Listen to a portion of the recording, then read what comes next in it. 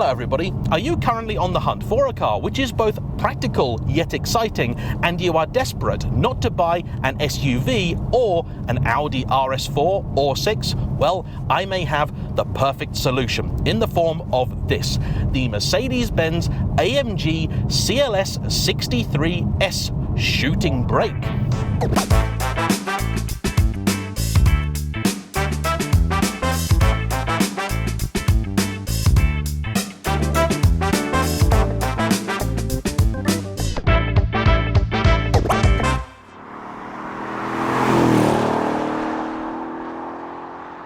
The very first CLS was an oddball car. I remember seeing my very first at an airport in Germany. I was on the way with my father to go and collect his then new 997 generation Porsche 911 from the factory.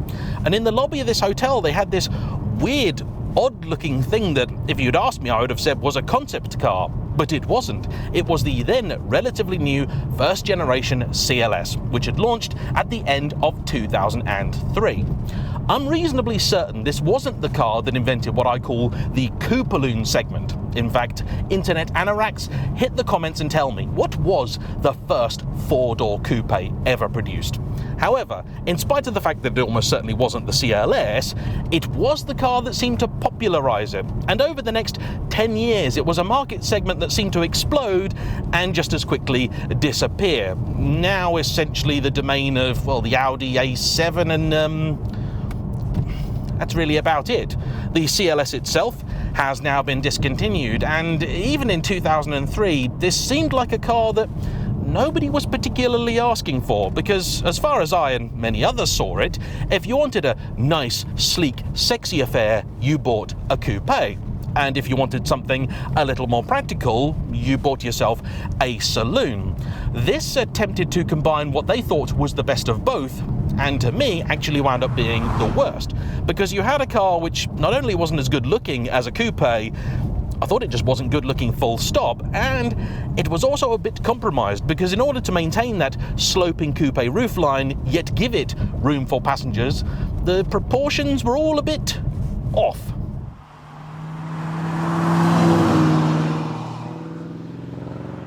There were, however, things in that car's favour, as I found out many years later when I finally got to drive one. Because what the car was also doing was try and blend the E-Class and the S. So inside it was a slightly more upmarket affair. It felt a little nicer than many an E, but wasn't priced quite like an S. And of course, if you wanted something like it in S guise, well, again, you had to choose either a saloon or a coupe. That first generation car, codenamed C219, was then replaced in 2010 by the second generation, codenamed C218. Although anoraks, including my very good buddy and Merc-loving friend Darren, will like me to point out that this here is not actually a C218. It's an X218 because, as I'm sure you've already noticed, this is the Shooting Brake, a variant which was introduced for the second generation, and I have to say I've always looked at and gone, okay, in some ways I think better looking than the first, but then all of the second gens I think are a bit better looking, yet it's equally as baffling. Because here you then have a car which, let's be honest, it's an estate, isn't it? You can call it whatever you like, but it's an estate. And the whole point of those is to be practical. Yet once again, because of the sloping roofline, it's not quite as helpful or useful as it should be. There is just about enough room in here for 4 adults and their stuff. It's not a small car, it's 5 meters long, but it's also not as generous as many other 5-meter long cars. In any case, not everybody needs every single cubic centimetre of boot space they can get their hands on, and I wager this is more than adequate for most, including its owner Richard, for whom this is actually his second CLS. The first was a 2013 model, an example of the pre-facelift. That had 525 PS as standard, or with the optional performance pack, 550. For the facelift, which arrived at the end of 2013 for the 2014 model year, the car's looks were revised, a few other changes were made on the inside and to the specification, and for the AMG, the base power level rose, with the regular car now making the same 550 as the old performance pack, and the new CLS63S, this one making 585 PS. Torque, a mighty 590 pounds-feet. That's 800 Newton meters.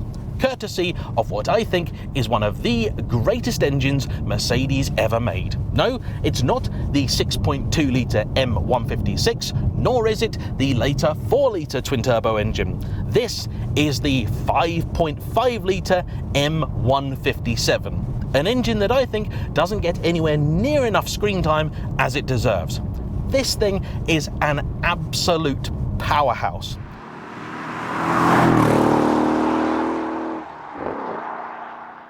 Now, I seem to be in a bit of a minority here, and I'll have to apologise for being a bit distracted because I've just passed a Vauxhall Omega parked up on the side of the road. When's the last time you saw one of those about? Anyway, this engine, it's just sensational. I last experienced it in the SL63 of roughly this period. However, in later years, it's been all but replaced by the 4-litre, which is a fine thing in of itself, but I've always felt it's a little bit laggy. You can feel it's a very boosted engine.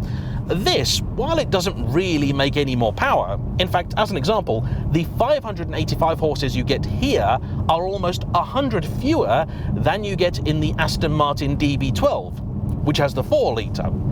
And I think for most people, because that engine makes the numbers quite happily, well, there was no reason really to carry on with this.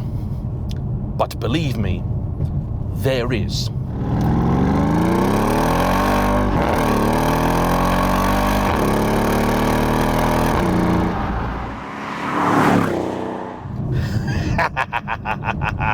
This thing is just ludicrously flexible. All right, we're on a relatively straight bit of road here. Allow me to demonstrate. I've pushed the little AMG button down here, which has set the air suspension on the car to its #1 setting, so that's medium. It's also put the gearbox into manual. So let's really test this thing, shall we? We've got 7 speeds here, courtesy of the 7G Tronic automatic box, which it's actually quite good. I'll show you that in a bit. Right, let's change down to 4th. We're doing 30 mile an hour and about 1400 RPM. Right, I'm going to put my foot down now. Okay, it's got its breath. 40, 50, 60, and it's only at 3000 RPM, halfway to its red line at about 6.5. And once you are beyond the low reaches of the rev counter, well, the response is just fantastic. The noise, I think, is also judged just about perfectly, and oh, you can make serious progress in this car. And I have to say, I love the way this thing drives. It's a lot more sporting than I was expecting. Now, part of that is a description of the suspension, which is firmer than I thought it was going to be. I've popped it back into comfort now, and it does seem to make a lot more sense. The first thing, though, that really took me by surprise was the keenness of the steering. It's got a lovely weighting to it. There's actually a fair bit of texture coming through too, but also this car has a turn-in that really does belie its weight and size. You can drive it like a hot hatch, this.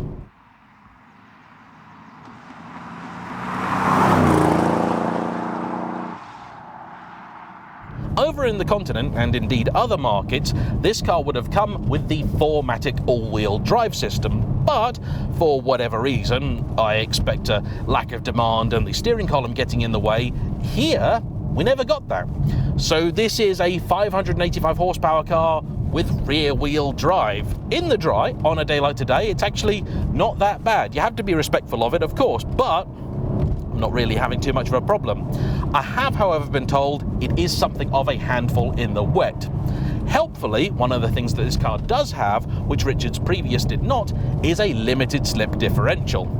Now, I don't know why, but Mercedes have a very long and proud history of making cars with enormous, very powerful and particularly torquey engines, and then fitting them to cars with tyres that are far too skinny and not giving them a limited slip differential.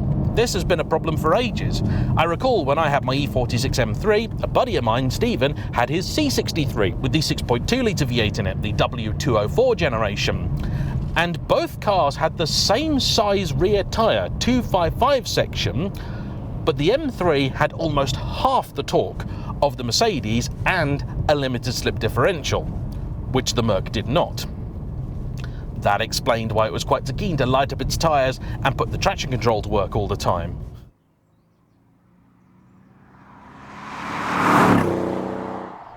Right, now we've got a little bit of traffic. I'm going to put the car back into comfort for the gearbox, the suspension, turn off the AMG mode, which forces you into manual, and try and relax and see what it's like day to day. You can still feel that there's a bit of a firmness to the ride. It's definitely lost a bit of suppleness that you'd really probably want in something like this. However, if you've signed up for the whole AMG bit, I suppose you're willing to compromise a tad. It's certainly not as bad as the AMG GT63 that I later drove, which I suppose in many ways is really a replacement for this. Right, 3-point turn hill start torture test. Visibility is actually not great because the B pillars are quite big. I hate this gear lever. It's one of those that just goes back to the middle no matter what you do with it. They're awful, they're evil, they should be banned. The car does have hill hold assist, but it doesn't always seem the keenest to use it. And now I'm back in manual mode. Why? What have I done? I didn't realise I'd done that. Okay. Yep, okay. There you go. Oh, maybe I pulled a paddle. I don't know. But anyway, it was all right. It did fine. I love the interior of this thing. It is quite nice. You've got lots of lovely leather. This seat is really quite nice. Plenty of sport. It's very comfortable. There's presently a bit of lumbar in it, which I'm not enjoying so much, and I'm certain there is a way to get rid of that, although I haven't managed to find the button for it. They usually hide it somewhere a bit weird. But yeah, that aside, and I'm sure it can be fixed, it's yeah, it's all right. There's heating, sadly not cooling, but you've got multi-zone climate control, which all works nicely. The command screen up here, I'm not such a fan of. It was an early example of the whole, let's just stick an iPad to the dash and see what happens. Particularly daft when it's not a touch screen. You control everything from the little selector down here, and it works okay. It was never the most intuitive. iDrive was always far better, and actually I prefer the Audi system too, but you know what? It's fine. I was told the Harman Kardon stereo in here is also pretty good, so allow me to put that to the test real quick. Yeah, it's all right. In fact, I think embarrassingly it's better than the B&O in my Aston, but that is a topic for a whole different video. I also appreciate it's got a sunroof. We'll give Mercedes credit for that. They kind of stuck with the sunroof when everybody else abandoned it, but I really like it. And it works. Open it up and you get a nice little bit of extra air and freshness in the cabin, but not too much noise. I'm cruising at 50 miles an hour now in a 60 limit, and it's perfectly pleasant. Let's get to the speed limit, and yeah, you could sit on the motorway with this open, no problem at all. I like this car a lot. The only things in the cabin I think really letting it down are the Alcantara on the steering wheel, which is kind of incongruous. There's none of it anywhere else, and I'm just not a fan of Alcantara on wheels, and the very cheapy looking airbag, but that honestly is it. The rest of it, very good.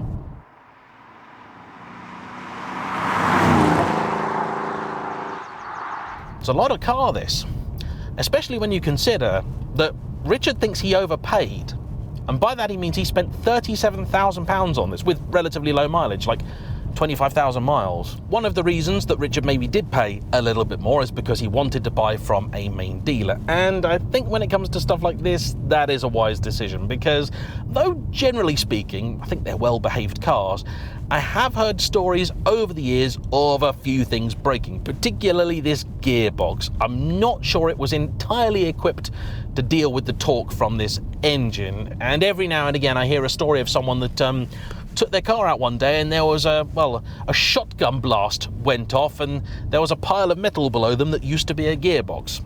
And that, as you can probably guess, is expensive. So having a warranty with something like this is certainly worthwhile. If you're also looking to buy from anywhere other than a main or reputable dealer, you'll want to do your CarVertical check too. In just 60 seconds, it'll give you all the stuff you want to know: outstanding finance, previous write-off damage, potentially even damage when a car hasn't been written off, usage as a taxi, and all sorts of good stuff like that. The service works on both desktop and mobile. All you need is a registration or VIN number, and if you use my discount code JAYEMM, you'll get 20% off too. And I'll tell you something, it's got 37 grand's worth of go in it. Let's have some more of that, shall we?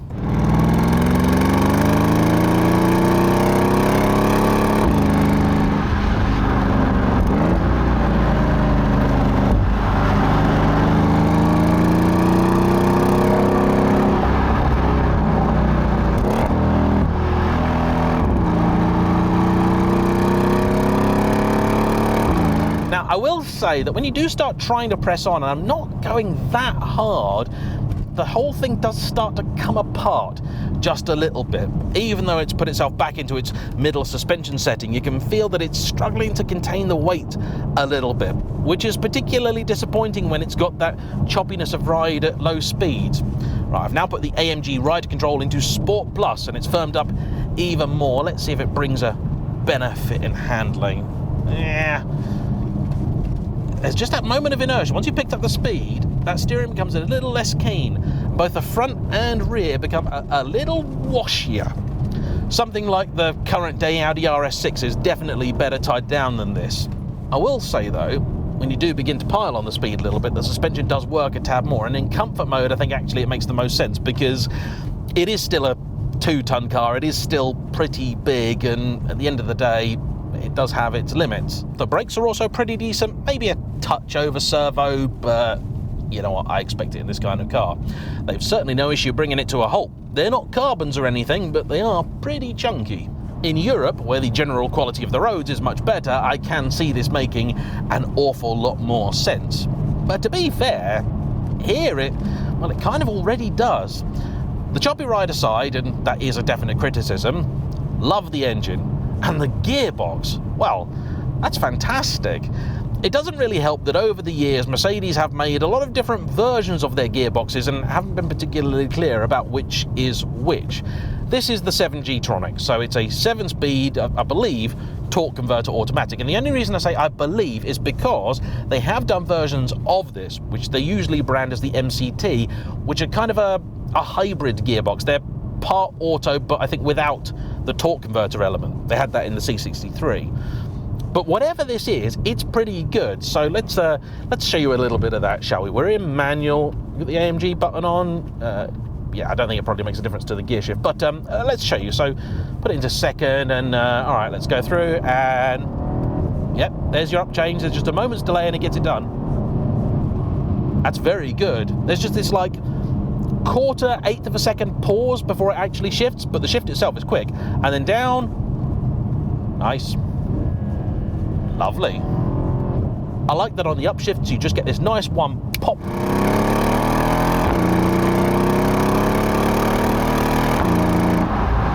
You can hear it, it makes a fruity noise, but it's not silly, it's not showy, not as vocal and daft as the CLA 45. That just pops and cracks the whole time. I never really understood cars that do that. When you're on it, yes, I do want the odd pop, crack and everything. It makes me feel good about myself. But when you're driving around Morrison's car park and the car's going, you just look like a bit of a Burke.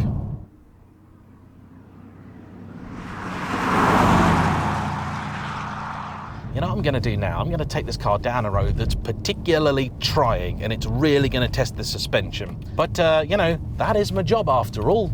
It's a tough one, I know, but somebody's got to do it. There's currently a creak in the steering from this car, and this is a recent development. Now, Richard's only had this since about January. The one before he'd had for about 10 years. It was only a year or so old when he got it. But there was a recall for some steering bolts that apparently could go rusty. And since the recall was performed, it's now started making some, well, sort of pirate ship kind of noises. They're not awful, but it doesn't sound great. And he is one of many people that I've spoken to that don't have much nice to say about their Mercedes dealer. In fact, I would say of all prestige brands, with the potential exception of Porsche, they've got the worst sort of price to service ratio. I honestly don't know sometimes how it is that Mercedes have managed to keep this prestige image that they built up and honestly earned in the 70s, 80s and 90s, because in the mid-90s, well, the build quality of the car started going down and the attitude and service you receive at the dealers, well, that's just downright shocking. Anyway, time to put my foot down once again. So much shove this thing.